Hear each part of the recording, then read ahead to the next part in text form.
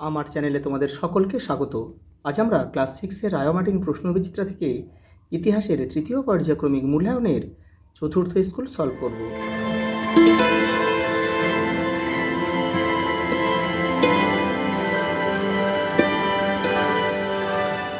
যারা আগের সেটগুলো দেখোনি তারা চ্যানেলের প্লেলিস্টে যাবে, ওখানে কিন্তু দেওয়া রয়েছে। দেখো, প্রথম প্রশ্ন, ঋগ্বেদের অংশ হচ্ছে কি? ভেক স্তুতি। গুপ্তযুগের বণিক সংগঠনের নাম কি ছিল? বণিক গ্রাম।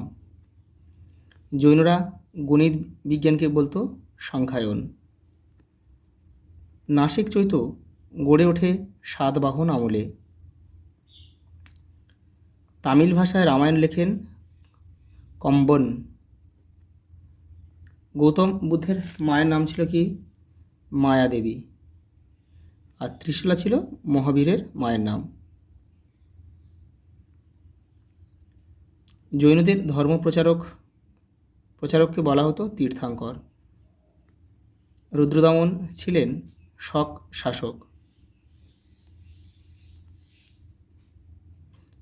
হর্ষবর্ধনের সভাকবির নাম হচ্ছে বাণভট্ট। আর হরিসেন হচ্ছে সমুদ্রগুপ্ত সভাকবি, সমুদ্রগুপ্ত। আর রবিকীর্তি ছিল হচ্ছে দ্বিতীয় পুলকেশীর সহকবি, দ্বিতীয় পুলকেশী। এগুলো কিন্তু তোমাদের জানতে হবে, এগুলো তোমরা মুখস্থ করে নেবে। ব্যাকটেরিয়ার গ্রিক রাজাদের বলা হতো কি? বলা হতো যবন। হেরোডোটাস ছিলেন একজন গ্রিক ঐতিহাসিক। গঙ্গাহৃদয় রাজ্যের রাজধানী ছিল, উত্তর হবে গ্যাঙ্গে বা গঙ্গা। ওটা দেখো, এটা তোমাদের বইয়ের কিন্তু এটা 87 নম্বর পেজে রয়েছে, এটা তোমরা একটু দেখতে পারো। মহাবীর, পরেটা দেখো, মহাবীর সংসার ত্যাগ করেন কত বছর বয়সে? 30 বছর বয়সে। আর গৌতম বুদ্ধ করেছিল 29 বছর বয়সে। সম্রাট অশোকের রাজধানী ছিল কোথায়? পাটলিপুত্র। দেখো, একটি বাক্যে উত্তর দাও। মহাভারতের আদি নাম কি? জয়কাব্য।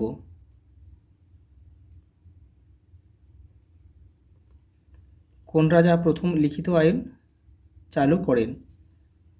হামুরাবি।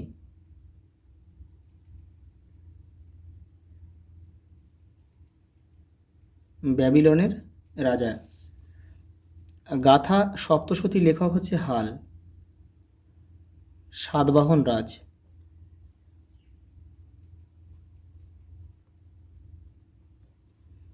সুয়ানজাং কোন পণ্ডিতের কাছে শিক্ষালাভ করেন? এটা হবে শিলভদ্র। শিলভদ্র কিন্তু নালন্দা বিশ্ববিদ্যালয়ের কে ছিল? আচার্য ছিল। লিখে দিচ্ছি, এটা নালন্দার আচার্য। দেখো, একটা ছক রয়েছে। মহাভাষ্য কার লেখা? পতঞ্জলির লেখা। তাহলে এটা আমরা 1 লিখব। মৃচ্ছকটিকম শূদ্রকের। 2, হরিসেন এলাহাবাদ প্রশস্তি। আর অথর্ববেদের কী রয়েছে? জাদু মন্ত্রের সংকলন রয়েছে। পরেটা দেখো, শূন্যস্থান পূরণ করো। জীবকের গুরু ছিলেন আত্রেয়। তোমাদের বইয়ের এটা 119 নম্বর পেজে রয়েছে। পাণিনির লেখা ব্যাকরণের নাম হচ্ছে অষ্টাধ্যায়ী।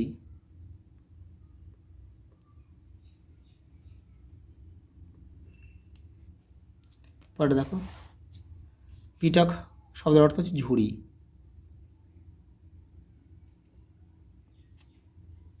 মিনান্দার ও নাগসেনের প্রশ্নোত্তর কোন গ্রন্থে আছে? মিলিন্দ পনহ।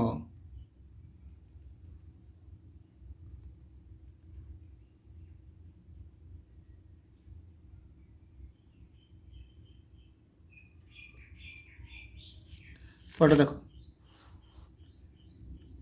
গন্ডোফার্নেস ছিলেন একজন গ্রিক রাজা। এটা মিথ্যা হবে,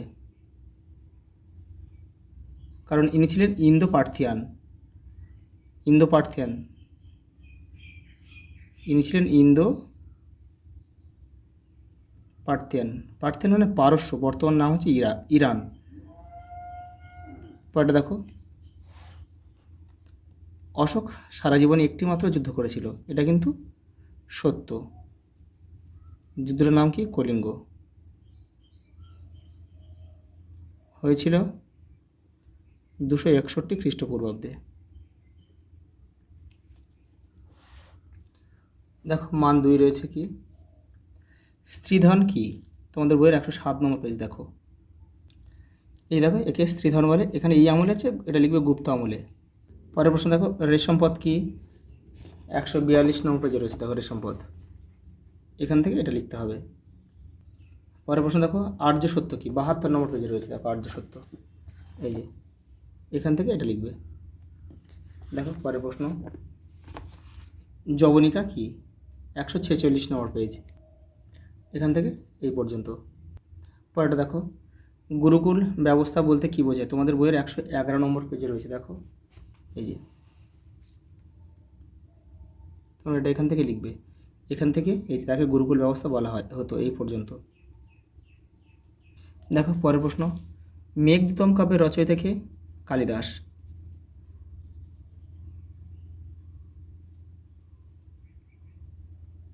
দেখো তোমার লেখা বিখ্যাত নাটকের নাম লেখো। দেখো নাটক হচ্ছে কিন্তু অভিজ্ঞানম,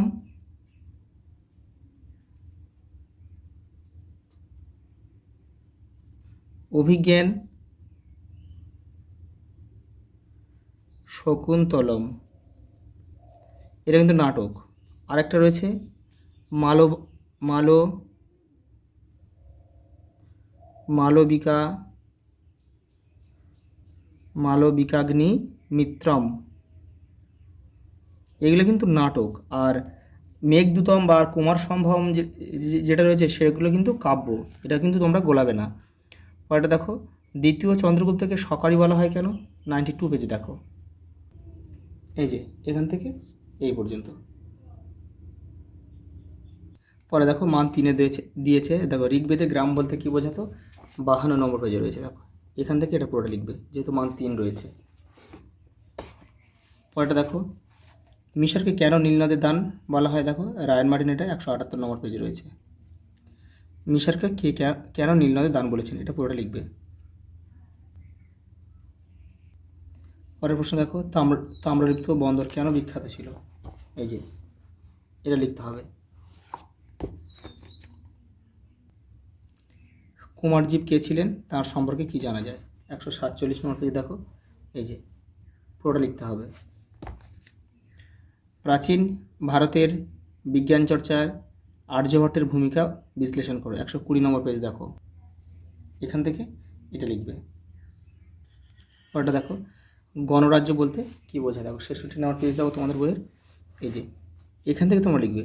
এখান থেকে এটা এই পর্যন্ত কিন্তু লিখতে হবে, যেহেতু মান 3 রয়েছে এই পর্যন্ত তোমাদের লিখতে হবে। পরেরটা দেখো, কুষাণ ও সাতবাহনদের শাসন পদ্ধতি কীরকম ছিল? দেখো শুধু 89 নম্বর পেজে রয়েছে তোমাদের। এই যে এখান থেকে লিখতে হবে। ওপারেও কিছুটা রয়েছে। এই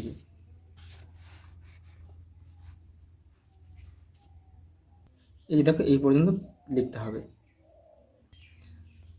নালন্দা বিশ্ববিদ্যালয় সম্পর্কে আলোচনা করো। এই যে এখান থেকে এটা। পরেরটা দেখো, গুপ্ত আমলের বাণিজ্যের কি পরিচয় পাওয়া যায়? দেখো 100 পেজে রয়েছে দেখো।